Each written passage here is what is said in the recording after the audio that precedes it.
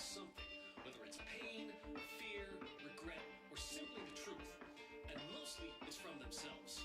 You're chasing it all, I'm minimal bets. I'm playing the game, always want my regret. I like that it's haunted my chance of a fall. The people who know you don't know you at all. You're a saint, I hope I don't think it's revolution. If you can't just live the truth, then you'll be told when it's sin. No mistake, it's around that the man you built up will start crumbling down. Sometimes I realize that love is chain and honest lies. Sometimes you will find the world you're living in is in disguise.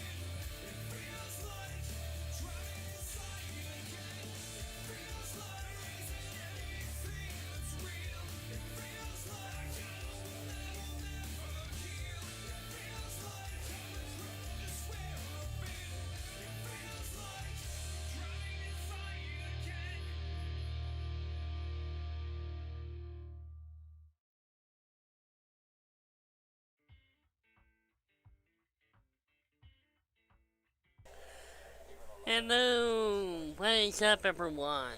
Callon 4968 coming at you here with a brand new episode of the DSC-Cast. It's a lovely Sunday evening here in Texas, and I am joined today by everyone's favorite nerd and everyone's favorite geek. Everyone's favorite Power Rangers guy, Yu-Gi-Oh guy, and everything. I am joined here today by lan626, aka Tony. So before we get everything started, I would like to express a big thank you to 1551 and Spencer Crew for allowing me access to use their music for tonight's stream and future streams. Um, so yeah, I'm going to like to address the reason why we are running late. Last night I spent a lot of hours doing a lot of research for today's stream in regards to Mortal Kombat and Falcon Winter Soldier. So much so that I did not actually get to sleep until about 6 a.m. On top of that, I also want to give both Dag, Tony, and I guess Spooky's here to join us. They're some time to do their thing. So they've done their thing, and it is time. So I'm gonna unmute the podcast. I'm gonna mute everyone and welcome everyone to the stream. Hello, Tony, you there? Tony, Spooky, you there? See, happy. Ooh. Welcome to the podcast, Spooky. I didn't realize you were gonna come join us today. I asked in chat. I didn't see that at all. Like, Where? Oh. it's okay. It's alright. Tony over here saying I'm 9 minutes late. I was live. I'm getting everything set up. Anyways, you want to introduce yourself to chat? While I, do some minor editing, I guess. Sure, I guess. So, like, oof, sorry. Big time. Hi. I'm Spooky. Everyone knows me. I've been here for, I don't know, a while, but, like, hi. Spooky is the resident gamer girl yeah. of the DSC. She is funny in a lot of ways. Sometimes annoying, but you know what? That's part of her charm. Bruh. All y'all are annoying. I mean, granted, that is accurate. We're all annoying. Granted, that is accurate. So, right now, and Tony, you want to introduce yourself to everyone, despite being the only other person who's been on practically every episode of the podcast, except for like the first two.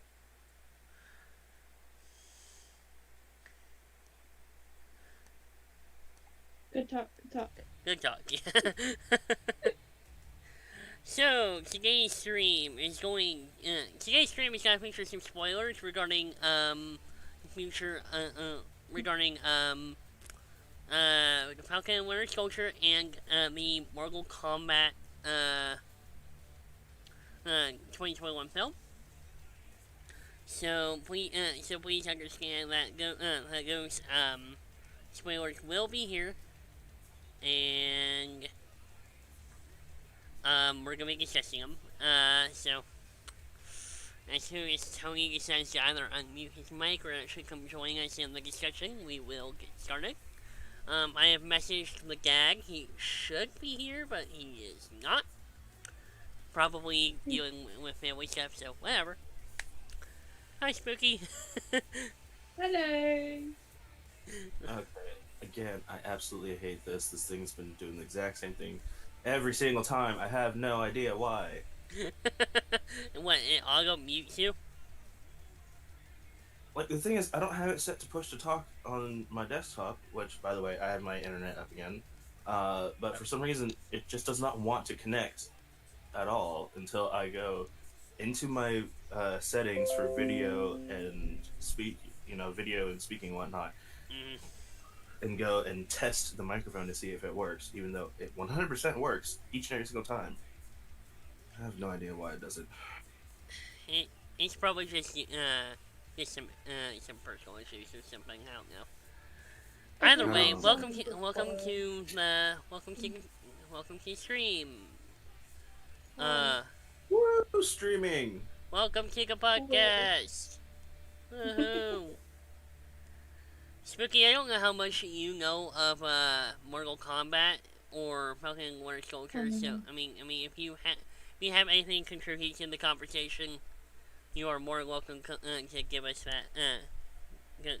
Join in. So. Just slap us with your peace of mind. All I'm gonna say is Sub-Zero and Katana are one of my favorite characters. I guess. I mean, that's fair. I mean, those are pretty much everyone else's, but yeah, that's fair. Nah, because they have big boobies. There are people who like main either Scorpion or Liu Kang or Shao Kahn. Shao Kahn. I don't remember him. He's the really massive dude who wields a hammer and is always wearing that skull mask. Oh, may or may not be Turcotten. Yeah. Mm-hmm. I shouldn't be eating this, but I'm eating it. Also, if you listen to the games and whatnot, anytime you hear the whole finish him and fatality in the original games, it was him actually going and saying it. Yeah. The more you know.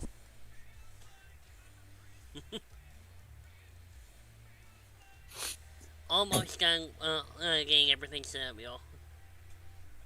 Well, I know. I'm watching the stream.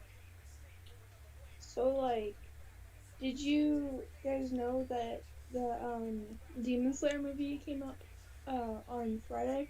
Last Friday? I did not go to watch it. I had work. The worst part about it is we have a movie theater here where I live, but it's shut down. So we have to go to the town over, which you have to pay $15, $20 a ticket instead of paying $8. Oh yeah. So I'm really sad. So I have to wait until it actually launches on programs. The only issue that I have is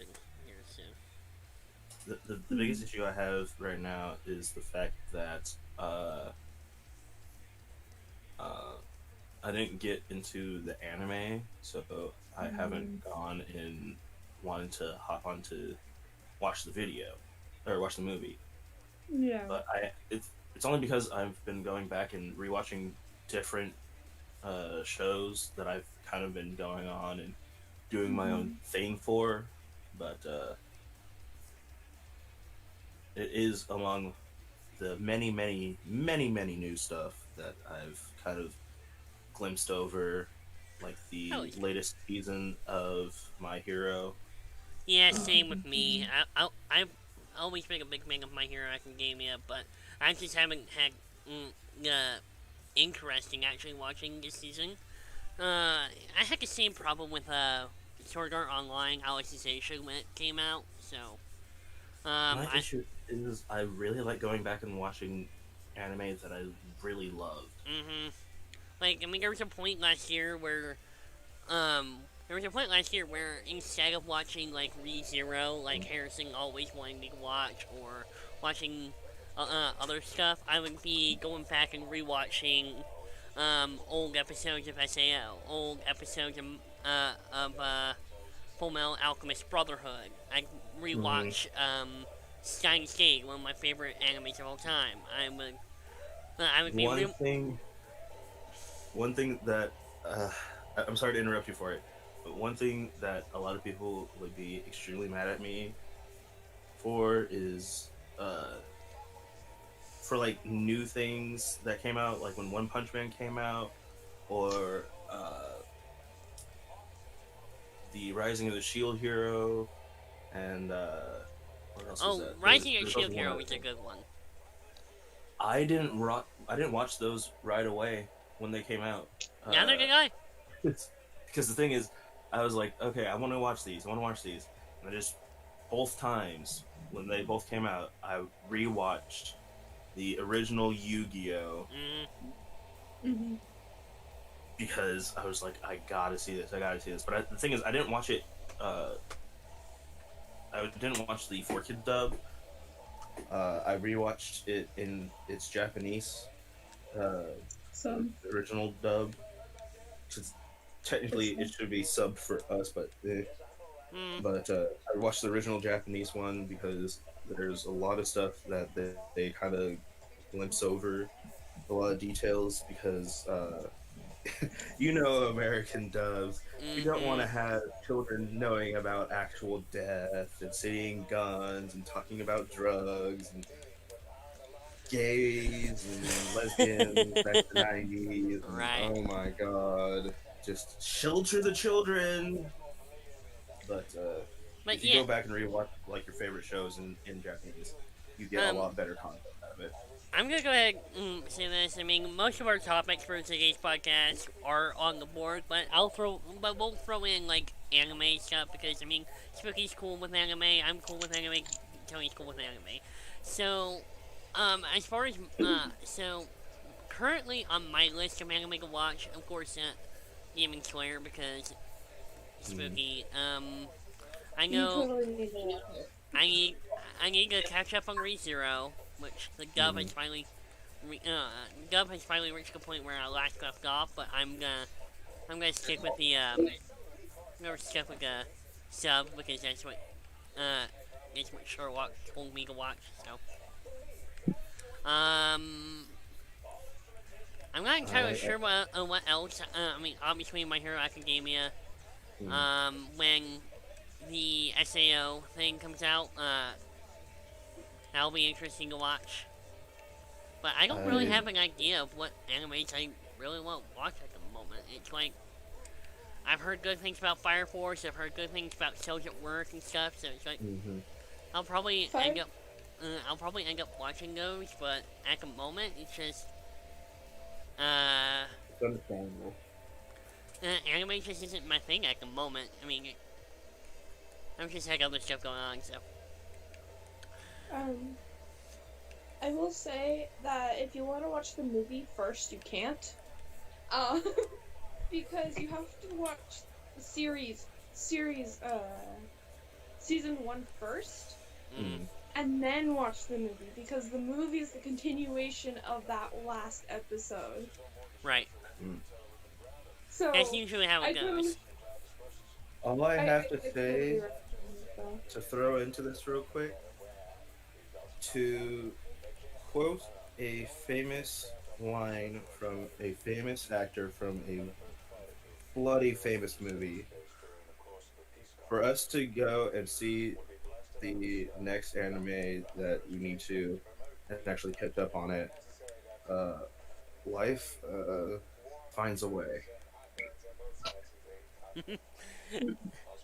So, one thing I would like to turn the conversation to, since we're talking about anime movies, there's like, if you grew up at any point during the 90s or going into the early 2000s, even growing up now because they're still doing stuff, Studio Ghibli films have been like the embodiment of the best, the absolute best of the best in regards to anime films. So, I guess favorite Studio Ghibli films, or at least the ones you have seen?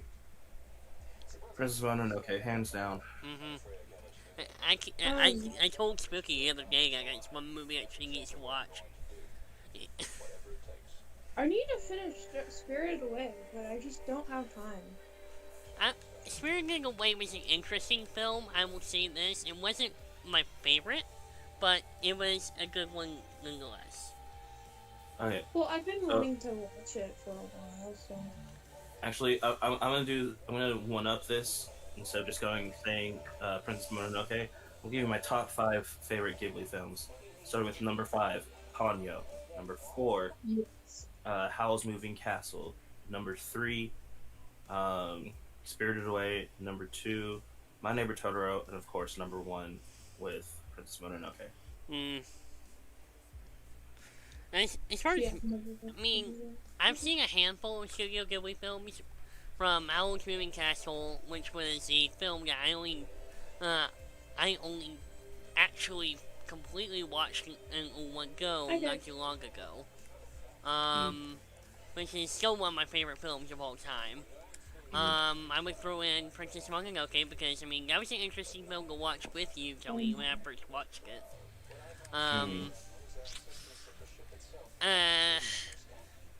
Grand Book of Fireflies, despite being a very sad movie, was still an amazing movie nonetheless. Spooky, I don't know if you've ever seen Grand Book of Fireflies. I think that's what it's called. It's a very sad historical fiction, but it is a beautiful film nonetheless. I'll try and watch it. I would say, if you do watch it, be prepared for like it hits. The most, just your feels just getting absolutely crushed. Absolutely wrecked. I mean, yeah. It is a breathtaking movie. Which technically, if I extended my top 5 to top 10, Grave of the Fireflies is the number 6. Hello. Hey, Gag. I got Noah here too. Hey, Noah. Welcome to the podcast for the first time ever. Greetings and salutations. Funny time for y'all to join in. Sorry, we were doing laundry. All good. It's understanding. All good. I got up for work late anyway, so.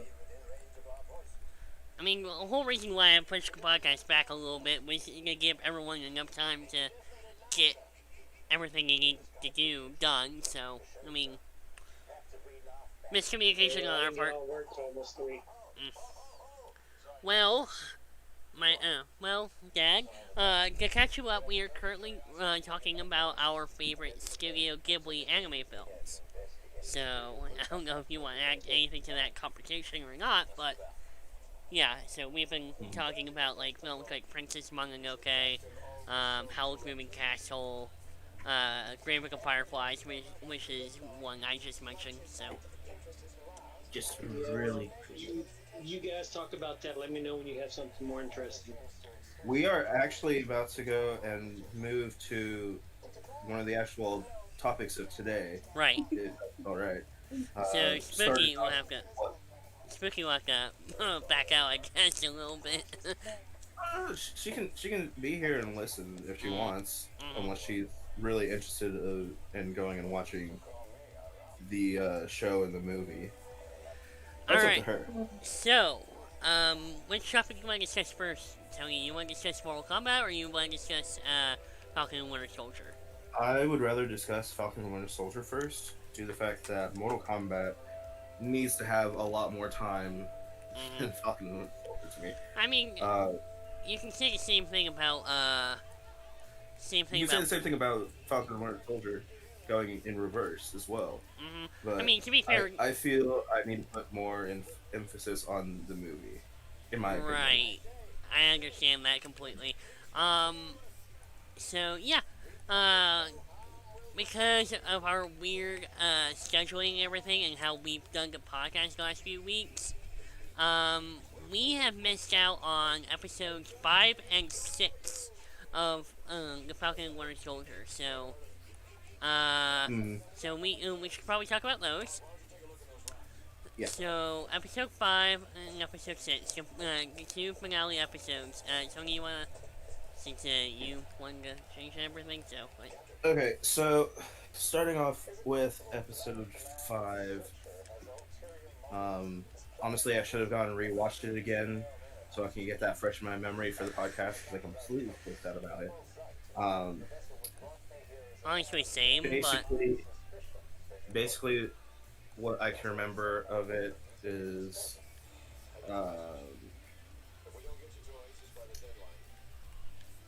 there was It's some essentially a filler absolute- episode. Kind of and kind of not, because you have the basis of what's going to happen in the final episode just being played there. I mean, yeah, there are parts where you're like, okay, well, what the hell's going on? Mm-hmm. But basically, you go through and you have Falcon returning back to his home, and Thinking kind that of like, he's pretty much can't like... Yeah, go ahead, sorry. basically how it's portrayed to me is he doesn't know what he's gonna do from what had just happened. He knows he's gotta do something. He knows he's gotta do something, but he doesn't know how he's gonna do it. It's one of those moments where it's like the hero... It's like one of those down moments where the hero's like, I gotta do something to save them. I don't know how I need to do this. I gotta do it. I need to find out. And I haven't decided. Like, okay, so the episode was basically entirely about the aftermath of John Walker being a complete psychopath with killing the member of the Flag Smashers. And so I just want to point. Go ahead. I just want to point out, if you haven't seen these, what the heck are you doing? So the start of episode 5 is basically a miniature trial, but not really, for John Walker going and standing before the people who gave him the role of Captain America, and we're like, hey, this is what's going to happen to you. You're no longer going to be considered Captain America. What you did was against what we would have wanted you to do. We wanted you to basically stop them, but not just all out kill them. Because in the previous episode, towards the end, it was a political statement, essentially. During the scene where he caught the incorrect person and absolutely murdered him with said shield that Cap uses, the entire thing is caught by all the onlookers on film via their phones, which would be like something that would happen today with police brutality and whatnot, but you know, more militaristic, because he's under the government's eye at all costs, or at all times, no matter what. So they're like, for that, we're getting rid of you. We just want the shield back so we can go and find the next Captain America, which he no longer has. Basically, the government was like, okay, so we gotta distance ourselves as much as possible from this event. So we're going to we're gonna throw you under the bus. We're gonna honorably discharge you. You are no longer Captain America because you went and murdered a potential suspect. Well, I don't think it was an honorable discharge. It was an honorable discharge. But they didn't state that it was going to be honorable or dishonorable. They said it's going to be anything but dishonorable as a discharge, because they took away all of his benefits and everything else from being Captain America. He's not going to have any of that anymore, which would technically make it a dishonorable discharge, but with the fact that basically it's kind of labeled as something other than dishonorable. Yeah, do you want to get in here and maybe help us out with this? If I remember correctly from what they said in the show. The honorable discharge? Yeah, you can have an honorable discharge with no benefits. Okay. So they basically gave him an honorable discharge and told me he could no longer do any of that. Okay. And that's when the other girl walked up to him. Yeah. I couldn't remember it due to the fact that it's been a week since I've seen that episode now. So essentially, So after so basically what happened in that episode was John Walker faced the repercussions for taking super soldier serum by being honorably discharged, losing the shield after Bucky and Sam straight up took it. He didn't get the honorable discharge for taking the serum. He got it for what he did after he took it. He used him as a Basically going on a scapegoat. bloody rampage and Yes. He used him as a scapegoat because, I mean, first of because obviously they approved of what happened, because I wouldn't put it past the government to say, okay, so he killed a terrorist, but he did it publicly, so we have to say something. So, used him as a scapegoat for that, and everything that came with it. So, so basically after that, Sam went home trying to figure out what the hell to do next, and he talked with Isaiah Bradley about what it means to be a black Captain America and everything like that. He learned the truth behind what happened with Isaiah Bradley, and yeah, and Bucky's just a soldier, so he's got a gun. He's just doing what he feels is right and everything. However, the Flag Smashers, led by Carly Morgenthau, they are gearing up for an attack on New York, so they can stop the government from deciding on relocating all of the refugees from the blimp or whatever into essentially internment camps. Yep. Also, quick thing to throw in because it needs to be mentioned because you can't go into continue this without it. In the previous episode in episode 4, Falcon lost his wings. They were destroyed, so he couldn't do anything with those wings ever again, which is also why he went back as well. He could have gone and repaired them himself, but he essentially, in all intents and purposes, he gave up without actually giving up. He's like, he was done. He just didn't know what else to do. Yeah, he was forced to give up. He didn't have any idea what else to do. So, honestly, episode 5 as a filler episode, it was a filler / plot episode. It was more plot driven than action driven. Go ahead, guy. I want to say this real quick about episode 4. When he went back, I think that's the only choice he had at the moment. Just so he can get his family back, and I think it taught him a lot just by going back there. I mean, Carly basically had gone and threatened his family. Exactly, so he had no choice. I'll be right back, guys. Yeah.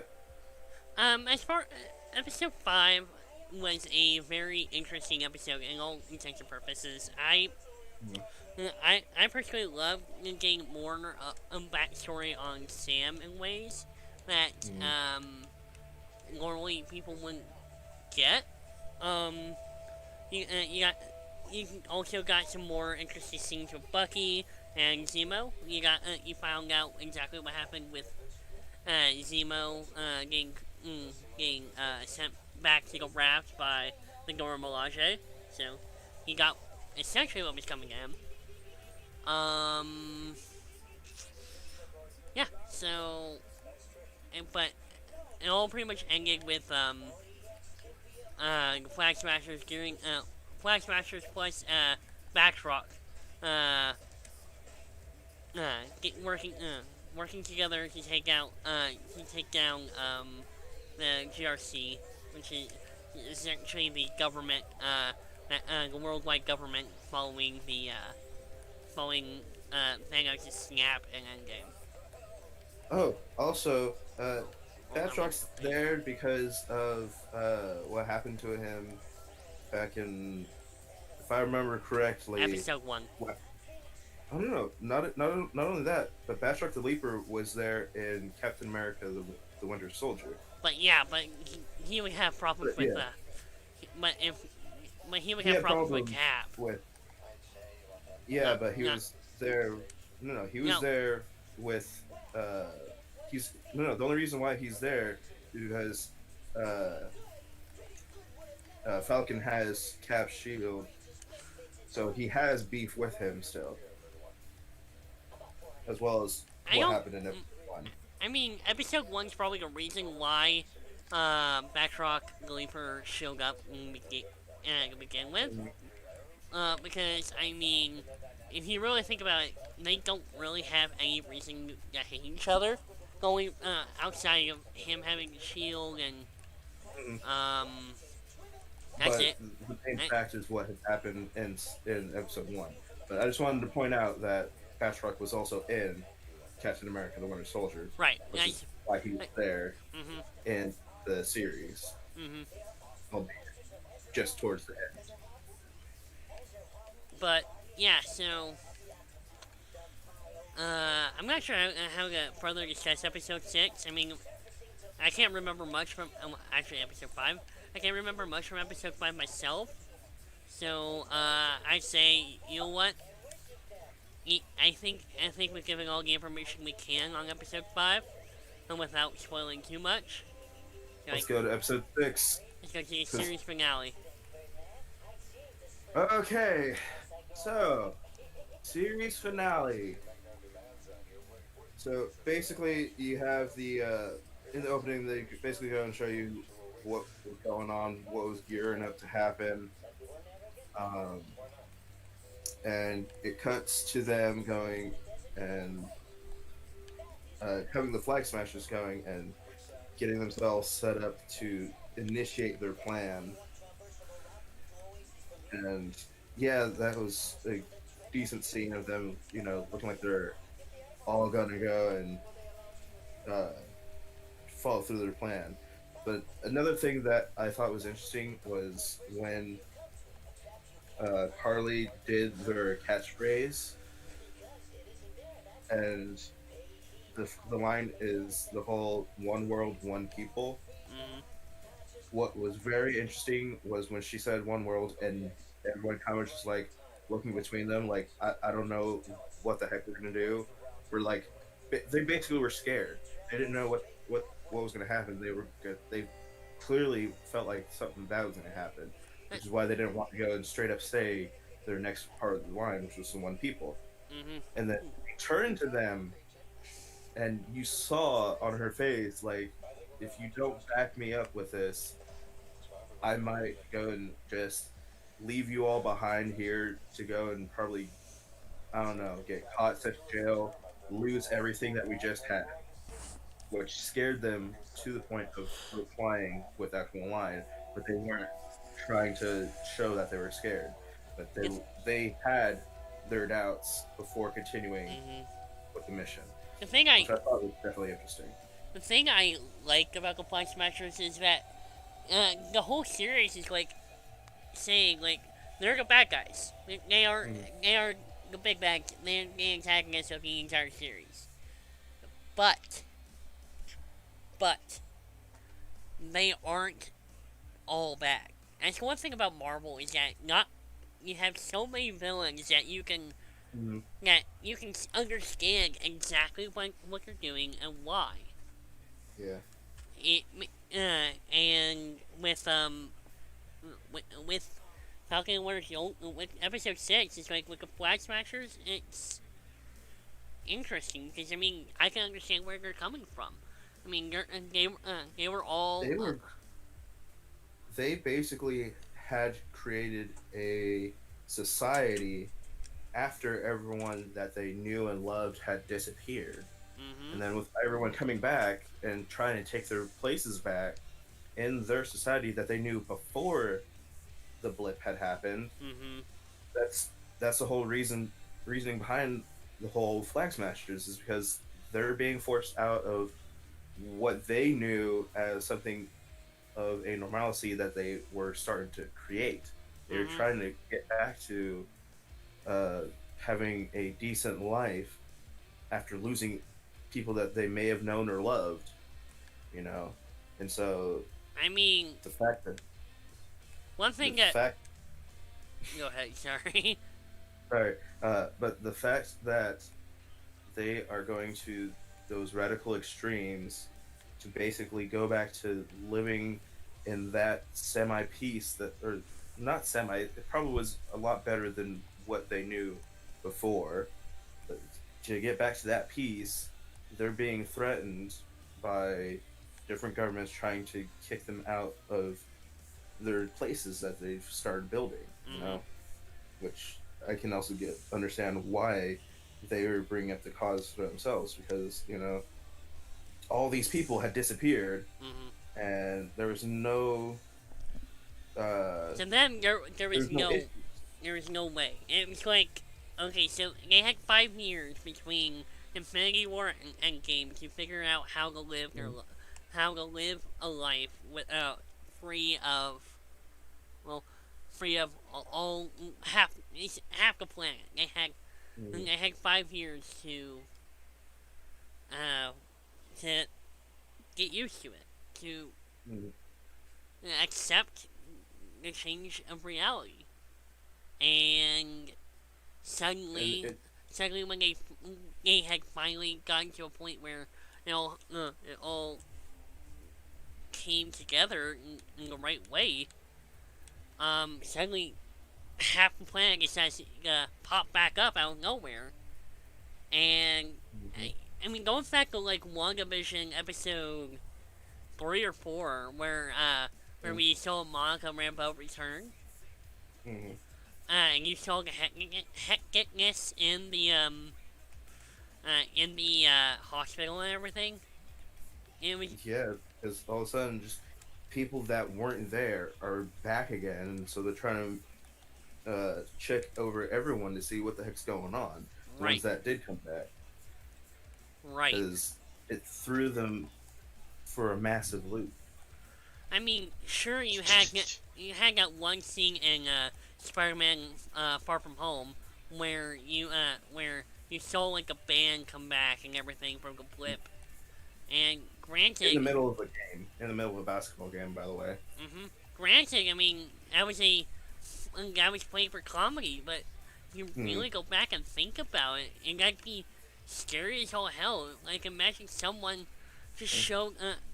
I mean, these people who disappeared had no idea that they had disappeared. Essentially, that's why it's called. Them, that's why for them it's called the blip, because it was a small instance in what they felt was their life, where it kind of briefly disappeared and then came back.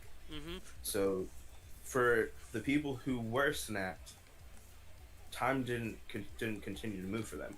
It had stopped in that instance, and as soon as everyone came back, they were brought back in that exact same instance, within the exact same moments of time that they had disappeared. It was a moment. For them, it was only a moment. For everyone else, it was 5 years. So, I'm basically why we're pushing all this is that to get people to understand that we understand what the hell was going on with the Flag Smashers and why they did what they did. Granted, it was a radicalized solution that should not have been a problem to begin with, but I mean, the whole series itself was a commentary on the government as it is now, as well as the government, just the government possible in that timeline. Either way, we're getting way too far into the lore of Infinity War and Endgame. We're just dragging everyone down into whatever instead of just going and explaining what happens next when they're preparing everything. Tony, bring it. We got 45 minutes left. We're already 30 minutes into the podcast, so. All right, I'm gonna bring it. I'm gonna bring it. I'm gonna make it short, sweet, simple. So, during the entire setup, they're going and planning and whatnot. You see, fucking the police take basically, you know, they're bordering off the building, trying to go and make sure that the people inside are safe. Fucking Bucky goes up to it, and Sharon Carter joins him in disguise at first, so you didn't even know what the hell was going on. Not only in disguise, but in Black Widow's disguise from Winter Soldier. Yep. And like the Magam, dude, she could be Magam. Oh my. Okay, we gotta talk about that in a little bit. We gotta talk about that in a little bit. We'll get to it. We'll get to it because I love the next part. Because as they're walking up to the building, they look up, and you just see this blue light go by as you're listening to Sam talk to Bucky. And then all this other stuff happens, blah, blah, blah, yada, yada. And then they're like, oh, he's here. And then a couple minutes into the episode, bam, in comes Falcon with his brand new suit, brand new wings, and wielding the shield, ripped directly from the comics as his run of Captain America. It was a spot-on visual recreation of his comic book outfit from the comics. Falcon has finally stepped up. He's gotten the shield. He's earned the shield, and he's stepping up to the role of Captain America. And oh my god, though, just the design, the fact that it was as tactical, like Cap's actual original suit from Endgame. And the thing I like about it the most is the fact that it's just him. He's not super or anything like that. That's the thing, because in episode 5, he trained his ass off just to go get work. I mean, sure, in the comics he may have some superpowers, but in the movies, I mean, Sam Wilson is just human. His powers in the comics were completely retconned, because the original Sam Wilson in the original comics was basically raised by birds, if I remember correctly, by actual falcons, and they basically kind of taught him how to fly and whatnot, and he created makeshift wings for himself, and he had telepathic capabilities of being able to talk with his Falcon Red Wing.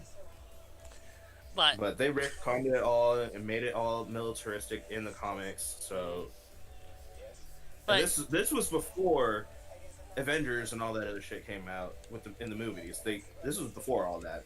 Like, they were planning on it. They had Iron Man and Iron Man 2 plus Thor come out in the movies, and then they started with his actual militaristic and futuristic outfit, making him more human in the comics. If I remember. You know, Josh, that goes right along with what I'm trying to teach you when you do movies. You can't always follow a certain thing. Because, like in the comic books, there was no way they could possibly make it into what he did. So they have to, in the movies, they have to do what they have available. The technology and everything else they have. I appreciate that, but not what we're talking about. I know, but I'm just throwing that in there. That's what they're using, though. The reason why they did the wings and stuff is because they didn't have the technology and everything to make it look like he was real, like the comic books. At least they didn't go the animated Avengers, where his wings were made out of energy. Yeah. I mean, granted, it's not bad. I liked how they were, especially with the fact that they kind of implemented them into the comics for a little bit too. But it wasn't. It's too much for just random energy wings like that. I mean, at this point, I wouldn't put it past them. I mean, sure, you have to ground everything in realism, but I mean, have you seen Iron Man? Well, Okay. Well, we need to continue because we still have another thing to talk about. Right. Okay. Sorry. One of the I'm major trying to get things. for next topic. Okay, one of the major things I absolutely loved about this episode was I wouldn't exactly classify it as a redemption arc for John Walker, but I would say that he took his first step to actually earning the shield. Yeah. He took his real first step. I saw a lot of people on. Okay, so in the show there was a certain scene where Bucky is chasing after a bunch of hostages and Carly, and you got and John Walker shows up. A lot of people in that scene were mad because they thought that John Walker was only there to beat up Carly and everything. Granted, that's usually how it went with That's usually how it went with John Walker in previous episodes, but when he showed up, I'm like, when he showed up, it wasn't, oh shit, John Walker's here John Walker is now here to screw everything up. He's there.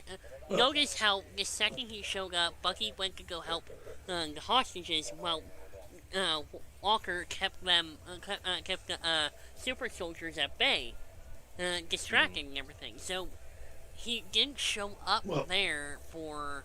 I will say this about that. When he first got there, it looked like he had an alternative motive to just go out there and kill all of the super soldiers. That's probably what everyone had thought with how he looked and whatnot. But yeah, because he looked like he was still upset with it. Yeah. I mean, he was still out for revenge, and then all of a sudden it clicked. Right, but there was also a point where he had to make the decision. Like, the truck containing all the hostages was about to go over the side of this big drop, and Walker had to make the decision, go after Carly or save the hostages. And it was in that moment. Right there's where he clicked. Not only that it clicked, but it was in that moment where I believe he took his first step to actually earning the shield in the future. Yeah. Also, fun thing that I enjoyed out of that was basically towards the end of the episode, but not exactly towards the end. We'll get to that, but you know the scene, right, Josh? Yeah, when Julia Louis no spoilers. Not yet. Let's save that. I'm sorry. I just want to save that real quick. I just wanted to point out that was an awesome scene as well. We'll come back to that, but so Walker basically helped Bucky out. That was a beautiful little thing that they did for him instead of just, oh hey, I'm gonna go and kill everyone now. Making him an insane asshole. Another thing that was a massive twist, like almost M. Night Shyamalan twist to me, was as they were escaping and whatnot, and Carly went off her own, and everyone else went off to a different area. Oh, now I know what scene you're talking about. Oh yeah, I know what you're talking about now. Power Ladies broker. and gentlemen of the jury, the Power Broker was announced and seen in that episode finally. Turns out it was Sharon Carter. Sharon Carter was the Power Broker since episode 1. And no one knew. Well, in the other episodes, it looked like it was kind of building towards something like that. Yeah, but I didn't. But they didn't throw that in there, you know. Yeah, they kind of just like, oh, maybe, oh, no. I mean, that she had more to do with it. A lot of people on Twitter and everything were saying that she was the Power Broker. I mean, honestly, going back, it was kind of obvious. But if you went in there and you weren't paying attention to anyone else's opinions or what they were saying, you weren't expecting it to happen. You weren't expecting Sharon Carter to be the Power Broker. I would say this: the first episode she was in, she was more helpful to them and everything else. She didn't even lead on to it.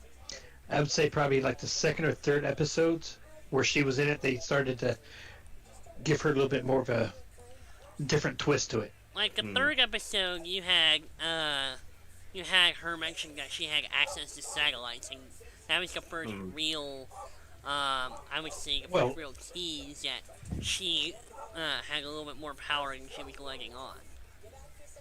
I thought she was talking about that she still had like connections from when she was working for the government. Right. But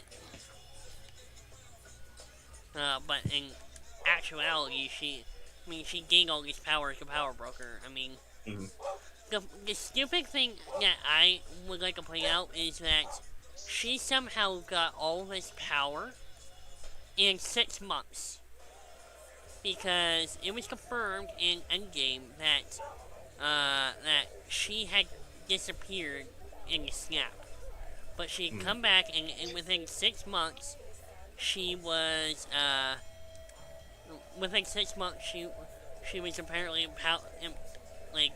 gained all this power and Madripoor and everything. So, I want to say that I don't think she ever truly lost all the power she had from the beginning. She probably had it before the snap, in my opinion. Because she was on the run since then. Since before that, yeah. And I think that during the snaps is when she started building all that up. Getting people to follow her and everything else. That makes no sense because she disappeared. She was snapped. Was she though? Are you sure? Yes, she was. According to Endgame, she was snapped. There's a quick clip, but in Endgame you see her name as one of the names that were snapped. So. I didn't see that. However, someone did mention online the possibility of her being, her saying that she was snapped, but in actuality, she didn't get snapped. She was in hiding. And make it look like she was snapped. So that would probably play into it. But one thing that I would like to say is that she eventually she survived the ordeal. She was revealed as a power broker. She was revealed as the person behind she was revealed by as the person behind like Batrock's involvement with everything. She was revealed to be the person behind Carly having the super soldier serum in the first place. She was the power broker, but because she was because Sam being a trusting guy he is, and Bucky also needing someone he can trust as well. They agreed to give her. They have no idea that she's the power broker. Yep. So. Still don't.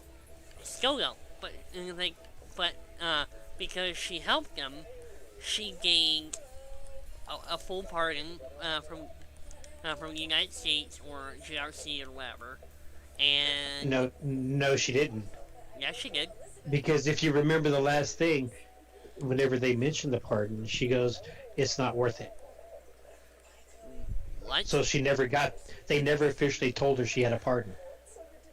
Because she left with Bucky. Dad, you didn't see the end credit scene, did you? I watched the whole thing. You didn't see the end credit scene, did you? Yeah. Because she got pardoned. She got pardoned. Yeah, she got pardoned towards the end. Oh. Yeah, because she told Sam that it wouldn't be worth it, but she got pardoned. In the very end, she got pardoned. She got pardoned and was reinstated in S.H.I.E.L.D. But she called some random person and straight up said, "So, we're in business. Get ready to get a whole bunch of government secrets and technology. We're in business," which makes me. We don't have super soldiers anymore, but we got all this other stuff that we can basically keep under our control. Which makes I guess I better go back and rewatch it then. which makes me think about something in very particular. I almost mentioned this earlier. I think Sharon Carter might be the MCU version of Madame Mask. She could be. Yeah. Possibly, but it could also be the other one that you don't want to mention yet. Oh, we're at that part where we can go ahead and say it, anyways. So Okay. So Quick thing. may I? Well, I just want to go and do one last thing. So, towards the end of the episode, Sam goes back to Isaiah and his grandson and takes them to the Captain America Memorial, the little Hall of Fame for it, and shows off the statue and lets him know that no one will ever forget him as what he did as Captain America. And that was a nice close for him as well. Mm-hmm. Yeah, that was very, very touching for it. Yeah. I mean, now, part of it didn't make too much sense to me because in the previous episode, Isaiah straight up said that he didn't want to be known because if he was known, he would be dead in a day. So, well, the thing is, he also doesn't go exactly by Isaiah out in public anymore because according to everyone else, Isaiah is dead, which is why he created it as a memorial. Right. Of Thank you for stating that. that it's him, that he's still alive and he's still got this super soldier serum and whatnot. That's why it's more of a memorial rather than, hey, Isaiah's still here, he's still alive. He was technically the first Captain America. Second, but yeah. All right. So, Well, the first Black Captain America. So, of course, we're talking about a Marvel property, so Marvel can't have one story without teasing another. Mm-hmm. So, I mean, teasing like 3 or 4. no shit, right? So, Or 7. Dang, man. I mean, Exactly. There was like several different teases in that show. to be fair, Yeah. Falcon and Winter Soldier was supposed to be the first show that came out to begin with, to start the whole process of Phase 4, really, after Black Widow. But of course, Black Widow didn't happen. Won't be happening for at least another couple of months. So, so one thing that happened in episode 5 and going into episode 6 was the introduction of a cameo, played by Julia Louis-Dreyfus as I can't remember her full name. What was it? Contessa Valentina de Fontaine? Yeah, something like that. Yeah. It was a long name. It's a little bit. It was a little bit longer. I think you were missing one name, but Yeah. Contessa Valentina Allegra de Fontaine. That's her name. Yeah. There you go. Yeah. So Or people just call her Val. so Okay. Sorry, skip it. So in this character in the comics was originally a Russian mole who became a SHIELD agent who became Nick Fury's trusted aide and lover. At some point, however, she was revealed to become she was also the person who was first replaced by a Skrull in the comics. That revealed the Skrull invasion directly to Nick Fury. So her being in the show and Falcon and Winter Soldier, if they do decide to go somewhat via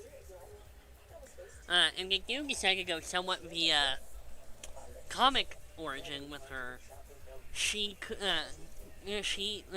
her being there could be a tease for Secret Invasion, which in itself is an amazing tease because Secret Invasion is going to be starting filming later on this year.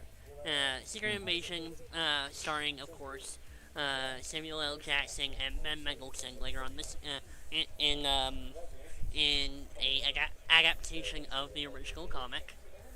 So, I believe they even got Emilia Clarke in it as well, so, of Game of Thrones fame, so. What character is she supposed to play? Unknown at the moment. Oh no. Probably gonna be, a lot of people are saying that she is, she's gonna be playing, Talos, Ben Mendelsohn's character, older daughter. His daughter grown up, essentially. Which, that would be interesting to see, so. Emilia Clarke, we know she can kick ass, so we'll see what happens with that. But going back to Julia Louis-Dreyfus' character, her goal in the show, she was introduced to recruit, John Walker for something unknown what she's recruiting him for as of yet, but in episode 6, she is the one who gives John Walker the suit and the name to become his comic book counterpart, U.S. Agent. So, okay. I need to throw this in. Go ahead. So I just want to point out the suit. Of course, the suit basically looks like his previous suit, except instead of Red, white, keeping and blue. with the whole red, white, and blue, it looks exactly like the suit ripped straight from the comics. All black with the Red and white. the flag on the sideways going straight up and down his chest.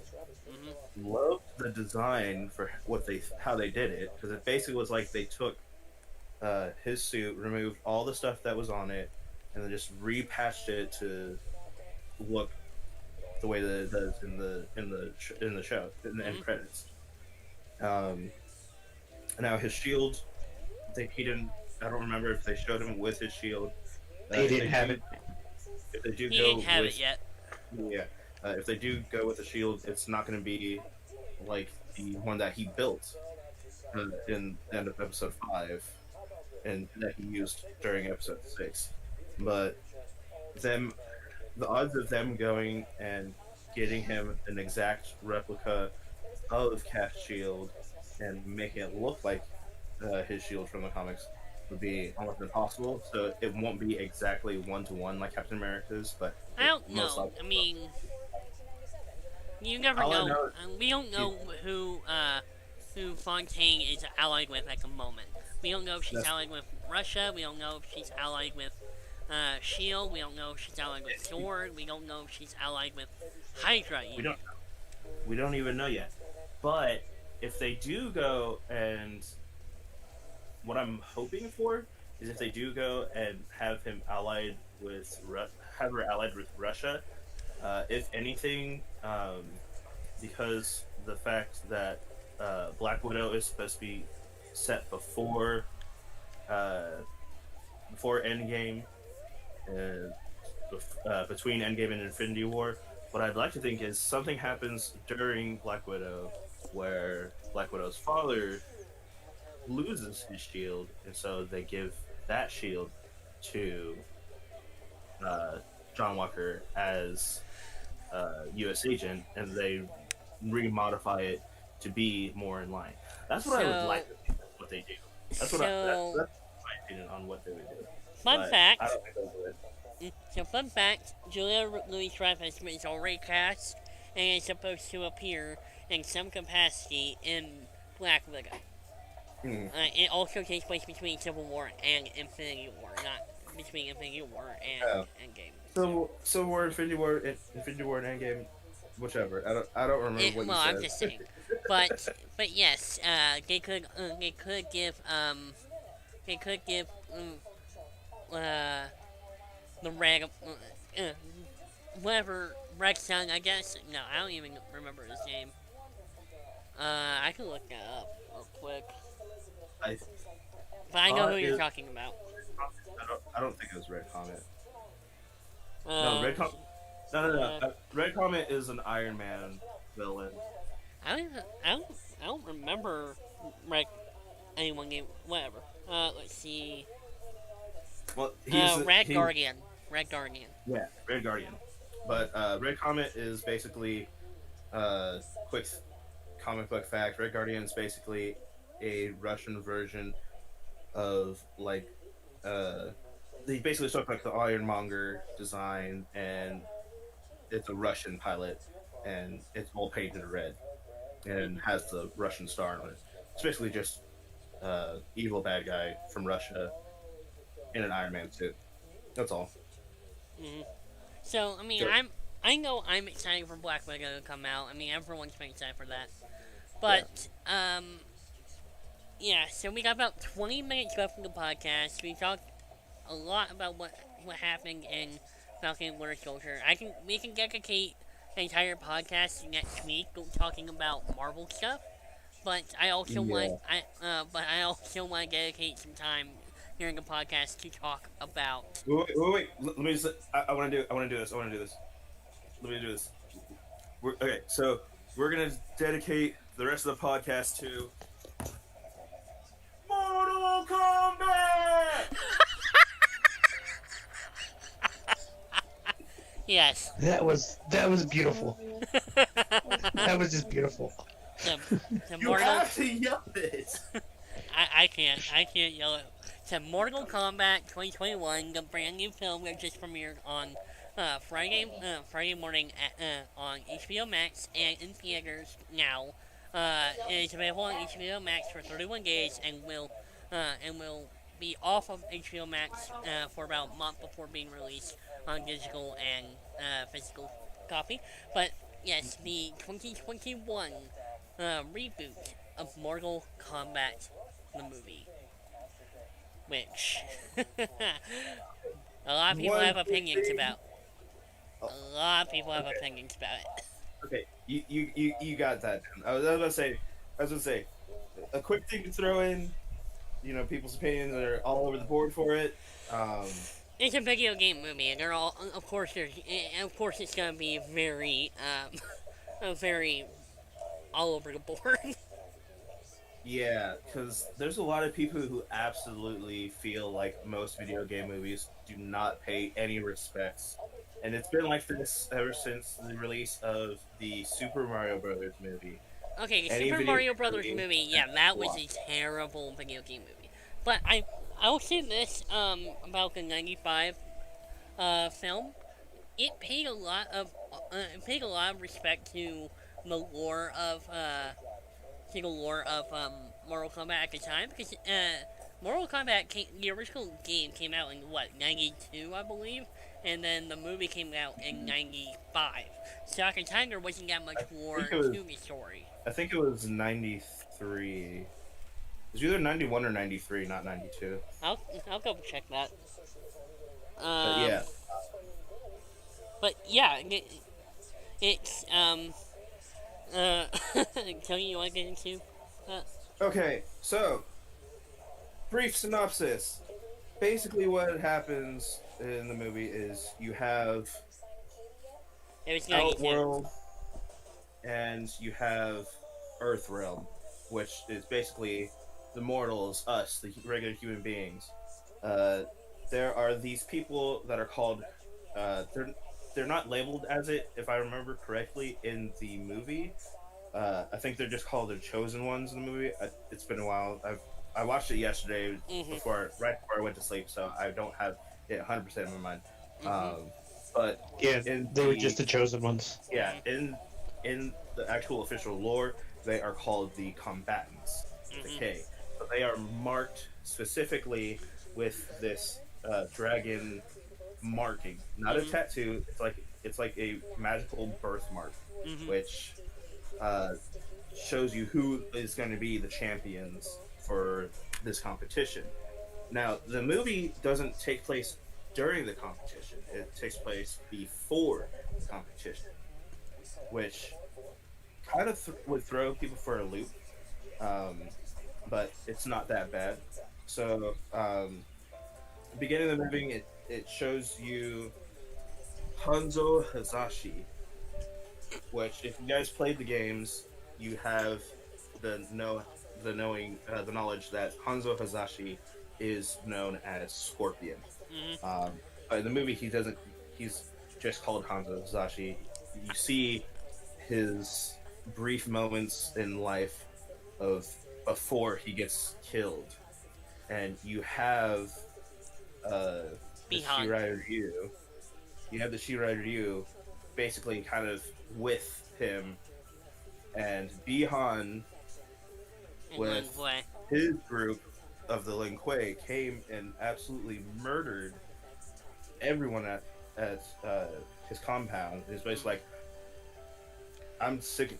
Basically, it's like a competition between Bihan and the Lin Kuei, which is Chinese origin, and Hanzo Hazashi with his Shirai Ryu of Japanese origin. That's one thing I actually appreciate in the film, is that they paid attention to both Scorpion and Sub-Zero's original nationalities for from where they're from. That's one thing I actually appreciated. I also like that little bit where it's like you have Bihan doing his villain monologue in Chinese, and Scorpion's like, I don't know what the hell you just said, but I'm gonna kick your ass now. Yeah, that was. A most interesting thing is the fact that Bihan also knows a bit of Japanese, which is why when he's searching for Hanzo, and he's talking with Hanzo's wife, trying to figure out where he's at, and it's mostly in Chinese, and then Harumi and Satoshi, Japanese, and it's just like, oh, so he knows how to. Another thing about that scene in particular that I enjoyed was when you saw Sub-Zero activating his cryomancy powers. You can tell that he was still new to it because you saw all the blood coming out of his hand as the ice formed. So it's like you can tell he was still new to ice powers, which is why in that scene where he's fighting Hanzo, he doesn't use the ice powers. Except he uses physical weapons. So that was one thing I absolutely loved. It's like, you could tell that these guys don't need power to kick ass. Yeah, they fight with their skills that they've honed over who knows how many years. And it was fantastic. Now, I do have to point out that I loved how when he came back and saw that his family was dead, and he started fighting these guys that were close by, and as soon as he's surrounded, he goes and he picks up this tool that his wife was using, and rope, ties that tool and becomes with the his rope, spear. And becomes his kunai. A lot of people refer to it as a spear, but it's also known as a kunai. In the game, whenever he uses it, it's referred to as a spear attack. But the actual weapon itself is a kunai. Now, now one thing I would like to say. I was going to say, that also depends on which version of the game you go to. Yeah. One, it actually shows like it's a spear. One actually shows like it's the kunai. Yeah. The very first game... I think it was a spear. It shows it more like a spear rather than kunai. Yeah. In any case, one thing I wouldn't say that it was a gardening tool. More so, it was a tool that was being used, but it was also there in case they were attacked. Like, so he would always have a weapon close by in case he needed it. The thing is, things like kunai and other things weren't necessarily used as actual weapons. They were originally used as like regular tools because ninjas were everyday people. So it makes sense that that the kunai is not specifically a actual kunai like how people see it in like cartoons, like anime or ninja movies. It was actually used as an actual tool for gardening, and it was used as a actual kunai, like in ninja movies, like how they are. And that actually is a nice thing that they did, because that is what ninja used to do. They used to be regular people, and they used their regular everyday items as weapons, because that's what happened in actual real life. Right. So. Anyways, we got other stuff about the movie to talk about. Okay. I would like to mention that we are no longer underneath the timetable. I would say I would recommend that we finish around 7, so we have about 30 minutes left. So we have enough time to get everyone together for tonight's Minecraft stream. But Yeah. we can keep talking about this for a little while longer. So, quick, another thing. So, right after the death of Hanzo and Bihan leaves his body, you see him basically try to get up and leave back to his home, where he felt that he can basically get back to his family that were sitting there frozen. He didn't know that his daughter was still alive at that point. He saw only those two, so he assumed that on the inside his daughter probably got killed. So he was trying to make it back to his family, took out That's his also own... another thing that I would like to throw in, is that in the original lore for Scorpion and everything, is that he didn't have a daughter. I don't remember any instance in any of the previous game timelines where Scorpion had a daughter, as well as his son. I know that I know in most of the cases, his family was killed by Bihan, aka Sub-Zero, and I just thought that was, personally, I think it was added to the film for the sake of the new character, but we'll get into that whenever we get to that. Okay. Well, I just want to point out that it doesn't specifically state, whenever they talk about his backstory, it doesn't state exactly that he has a son and a daughter. It just says that his family was murdered. So, for all we know, he could have had a son and a daughter, or multiple sons and multiple daughters, for all we know. Just not his family.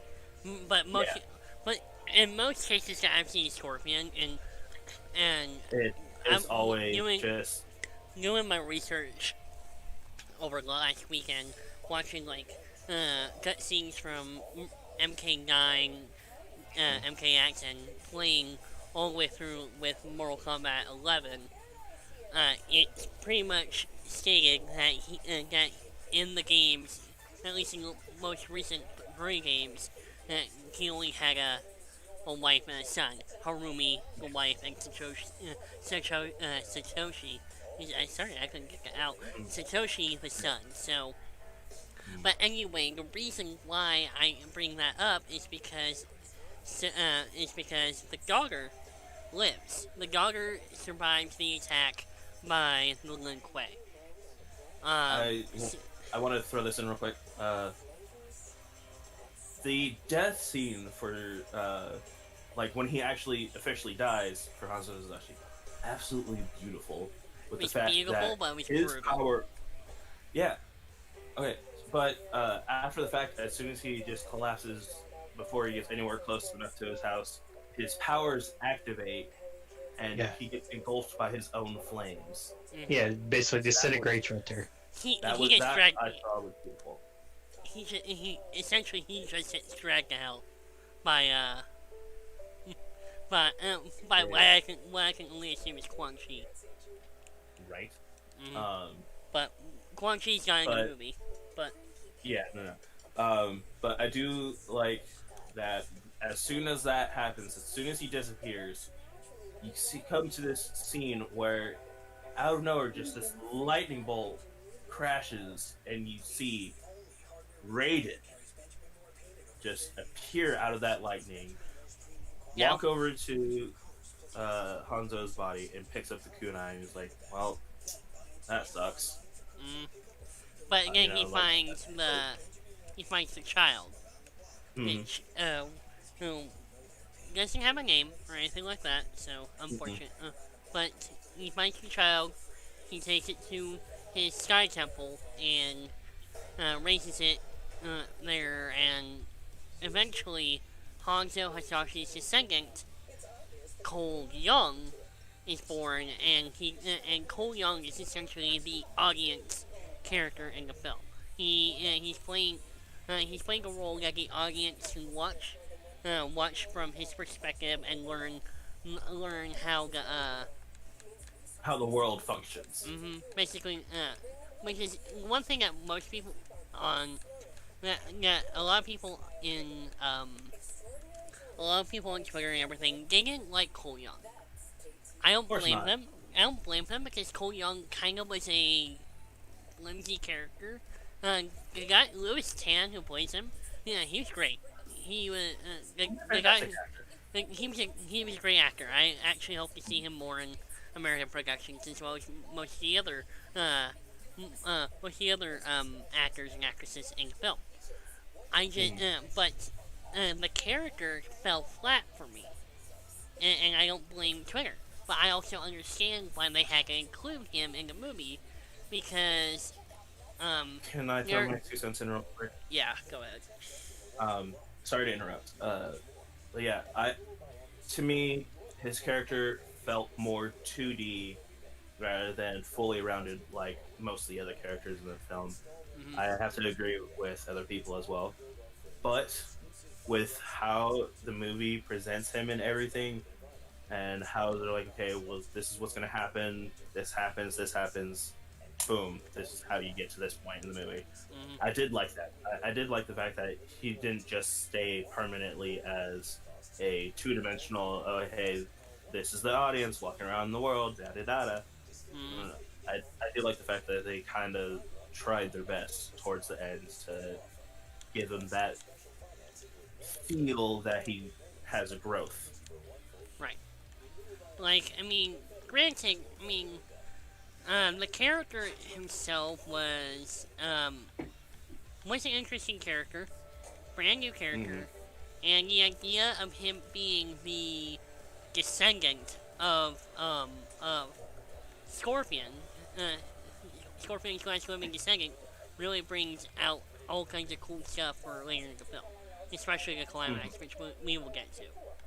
Okay. But we also need to introduce some of the other characters who joined the film, who definitely are faithful representations of their in-game counterparts. One thing I wanted to point out, which I don't know why I thought of it this way, but when I first saw the movie, I was like, okay, there's that guy. I thought he was just gonna be a random character, like how they had it in the trailer. I didn't think he was gonna be the actual descendant of Hanzo Hazashi. Right. For some reason, my brain thought, oh hey, he's got a little girl with him. Oh hey, maybe this takes place, who knows, in the future or whatever, and it's not like crazy, and that girl is actually Hanzo's daughter, and she's going to be the one who's going and doing all the actual real fighting. I mean, technically, you're not entirely wrong. I mean, because she is technically Hanzo's descendant, but yeah. But I was way off when things continued to pick up, and I was like, oh, so that's what's going on. I will say that I didn't think. I will say that when they introduced him and his family, I didn't think that she was his daughter. I thought that she was his sister, and or whatnot, or something. It didn't really explicitly say who they were, and so I'm like, oh, they're kissing now. Okay, so I guess they're not like whatever. But anyways, Alright. Next thing. Dad, you wanna throw anything in before we move on? You took my line that I was gonna say. Were you really about to ask Dad? Yeah, I was literally about to go and say, hey, next thing I want to know is what the dad thinks about the movie. If he, knowing you probably watched it as well. Yeah, he watched it. He I was totally gonna did. go. I was gonna go and ask what you thought of certain parts that we're talking about right now before we get to the next areas. Oh, he muted himself. I'll say that there were some scenes in this film that were amazing in comparison. Just one thing that the one thing. Choreography. Let's see that. The one thing. No. Alright, I'm back. Anyway, what I was trying to say before I was interrupted by your brother here. What, Daniel's there? is- No, The other one. the other one. Ow. But what I was trying to say is, I like this storyline a lot better than I did the original with Luke Haynes. Yeah. You know, I mean, it made more sense to what the games were about than I the mean, original movie. The original did too, to an extent. The original, like, I recently watched the 95 film for the first time. It was a cheesy action flick. I can understand why people consider it a cult classic, but it wasn't exactly the best Mortal Kombat film that they could have done. Especially That also seeing how- goes with the technology they had. I So mean, they had to yes, deal with what Yeah. they had, so. But if you go look at other films in that timeline, that era, I mean, I don't know. It was just Well, they didn't have the budget like most of those other movies had either. that's true. That's true. So. I mean, I guess I'm spoiled for being for growing up in a world with like Avengers and everything like that. So, but the 95 film, while I can understand its appeal, one thing that I really appreciated about this film was the well, I guys come out and say it, the violence, the fatalities, the emphasis, and the bringing some of the attention to detail from the fatalities from the game coming over to the movie, like say Kung Lao's fatality on Kitara, where he sliced her in half with his hat, or that's just the first one off the top of my head, or the attention detail of Sub-Zero destroying Jax's arms, or Kano ripping out Reptile's heart. Oh yeah. We're already talking about the fatalities? Oh, that's unfair. I leave for a brief moment. I mean, I will- we don't have that much time left. So. Before we go any farther in the fatality part, the other thing I liked was how Sonya Blade was not actually part of the group. She earned her way into it. Where in the original movie, she was picked. Yeah. Right. But yet she's still a badass and kicked everybody's ass. And then when she finally got in, the power she got, I'm like, oh my god. The power she got was straight from was directly from the games too. So. Yeah, I know. Yeah. So yeah, I mean that's the good thing. I And the want to fact Kano gets his power and everything, and I want to say What this. threw me off was the fact that when Kano got his power, I was expecting it to be more like, oh, he lost his eye. Well, here we go. He's got cybernetics, like how it is in the game. Not with the fact that his power actually is his eye. controlled by the eyes. Yeah. Like, what the hell? I Well, will it's say just like this. in the other games, he's got a false arm too. Yeah, that's what I was thinking too. But he didn't have the false arm in He had it in one. But I will say this straight up. Josh Lawson, the guy who played Kano, stole a lot of scenes he was in. Because he was so good as Kano. Yeah. He was, I mean, I would have cast, like, Carl Urban as Kano, because, I mean, Carl Urban's a badass Australian actor. But Josh Lawson did a phenomenal job portraying Kano in this movie. And I cannot... And I regret ever thinking that Carl Urban would have done a better job. What's funny is I wasn't thinking Carl Urban as Kano, I was thinking, oh great, if they're gonna have Kano, they're gonna probably rely on Jai Courtney to go and pull off the Australian man again. You know, Jai Courtney isn't that bad of an actor, but I would probably say that's probably not the best person they could have had. Yeah, no. They could have gone with anyone else, and I'm glad that they went with who they did, because Josh Washington's a great actor. I didn't even expect him to like just absolutely embody Kano. Mm-hmm. Yeah. You know, but somebody like Sonya Blade, they could have picked somebody else. They could have picked anybody. I mean, They could have gone with Ronda Rousey, because Ronda Rousey played her in the MK11. I believe MK11. They could have there you gone go. with her. Ronda Rousey. Gone with her, but... Ronda Rousey, it definitely could have stolen the show. But one thing I did appreciate is that if you really think about it, there really wasn't any big name actors in this movie. The only big name actor was George Haslam. Yeah, I think so. Hiroki Sinaga, who played Yeah, I think those two. I think he was the only one I've seen in any other movies really was Scorpion, because I've seen him in other stuff. Yeah, I saw him in a raid and everything like that. He was in Endgame too, if you guys remember. He was? Yeah, he was the guy who went up against Hawkeye when Hawkeye was in Japan. That's right, he was. Holy crap! Yeah, I mean. Yeah, he was the guy he killed right there. Right. He was the Yakuza leader. Right. Yeah. Well, in any case, in it was any like. movie, the dude was fantastic. In any case, you know, when it comes to, that's one thing I liked about this movie was that well, I could have thought of some more big name actors who could have pulled it off.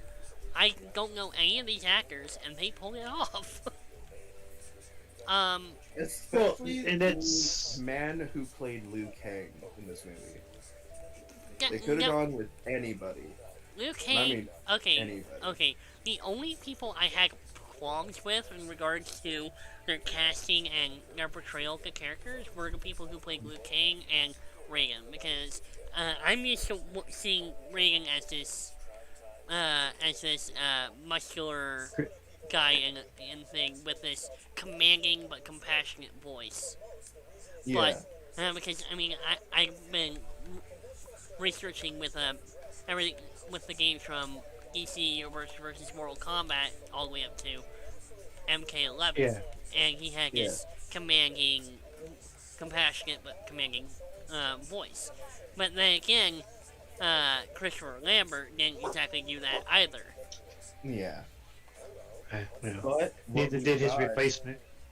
What we got for those movies were pretty decent for the actual movies. You know, they came up with a different aspect for Raiden to have, instead of just being this massive, you know, I'm an all-powerful being, listen to me and trust what I have to say, but I will also care for you type deal.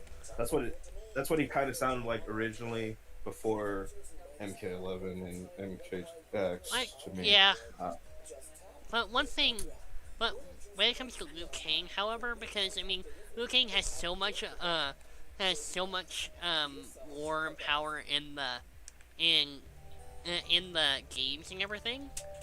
You would, I mean, he didn't have that much of a role in this movie if you really think about it. Like, I mean, he was just kind of there. Like, he was there for fan service. Okay. The thing about Liu Kang with how his role was more in lines with how the original lore was supposed to be. Because technically, it was supposed to be Kung Lao as being the chosen one, which you kind of saw in like the previous Mortal Kombat games, where it's like, oh, Kung Lao is the chosen one, and yet Liu Kang steps up from Kung Lao and basically was the real chosen one. And that's basically what it was like in the movie. Is, you know, Liu Kang's there with Kung Lao, training alongside Kung Lao, but Kung Lao was supposed to be the chosen one to Right. him. So he was supposed to be there more as a, I'm here to help Kung Lao achieve the prophecy of being like the previous Kung Lao. Right. But In movie, in this movie in particular, I mean, I've always been used to the idea that even if Liu Kang is the reluctant hero of the story, he in this story he kind of took a backseat to Callon. Which, I mean, I understand why Callon is the main character of this movie, but, I mean, I would have liked to see more of Liu Kang. The actor who played him is good. He was a little small for my liking, in terms of his stature, because, I mean, he didn't look too imposing. It almost looked like he was wearing clothes that were too big for him. But I can, just from telling his physique, he could kick a lot of ass. He can, and he did kick a lot of ass. So, yeah. I'd like to point out what I told you yesterday. I do like how Liu Kang was portrayed and the actor, because he was more like the actor who actually played him in the original game, who wasn't this massively built dude who looked like his clothes were way too big for him in the original game. The actual capture for the guy, he wasn't, overly muscular and, big and absolutely behemoth, basically. He's starting small and, and fast. That's what his character was like. Right. A small and fast fighter. Yeah, he didn't start getting bulking up until later on Right. in the games. And that's why I like this representation of Liu Kang and the original movie representation of Liu Kang, because they weren't these, massively bulked out fighting monks that were like bulked and slow and whatnot. They actually were more in line with how he looked in the original. Right. I mean, again, I'm used to MK9, MKX, MK11 Liu Kang, who was buffed out beyond all recognition. Yeah, I wasn't used to that. It surprised me. I was pleasantly surprised. I mean, he looked weak, but he could kick some ass. But the guy, but the guy who played Kung Lao, perfect. Everything I expected from Kung Lao. Like he was ripped straight from the game. Like, even his teleportation power coming out of the ground and everything, that was perfect. His outfit. He even kind of looked like him in the face, Yeah. Well, like, I was not expecting it to look almost exactly one-to-one of how Kung Lao looked. I mean, in the original game, you never really get to see Kung Lao's actual face properly, because in the original game, when they first added him, I believe he joined in MK2, but when you first saw Kung Lao, you barely see his face, except for whenever he takes off the hat and throws it. But then again, you also barely see it properly there, too. You barely paid attention at that point, because all you're watching is the hat go by. Yeah. But a lot of the thing about this is, like, Kung Lao's fatality when he kills Katara. I would go so far as to say that the characters that are portrayed the best in this movie were Kano, Sub-Zero, and Kung Lao. The absolute best. To me, I have to throw in Scorpion and Liu Kang. Yeah, Scorpion. Yeah, and Scorpion. Again, you know my opinions on Liu Kang, so I'm not gonna say those again. I know, but with how I grew up on Mortal Kombat and whatnot, the fact that they actually had moves from the games being played by them and actually looking like they were perfectly pulled off, as well as newer moves from the newer stuff being shown in this movie, blew my mind. Mm-hmm. Seeing when good. All right, but seeing when Liu Kang came back for that rematch fight, and then doing what everyone knows as the bicycle kick, instead of having him do it, weirdly where it looks exactly like in the game where he's got his arms tucked into his sides and just do the repeated kick like that. They actually gave him more movement rather than just, oh hey, his feet are going and it's just going to zoom in on his feet. No, you actually saw him throwing his body into it as he was, launching his kicks before they zoomed into his feet, showing him doing the bicycle kick in the movie. Right. And, fucking Jax. Okay, I have to. I'm sorry.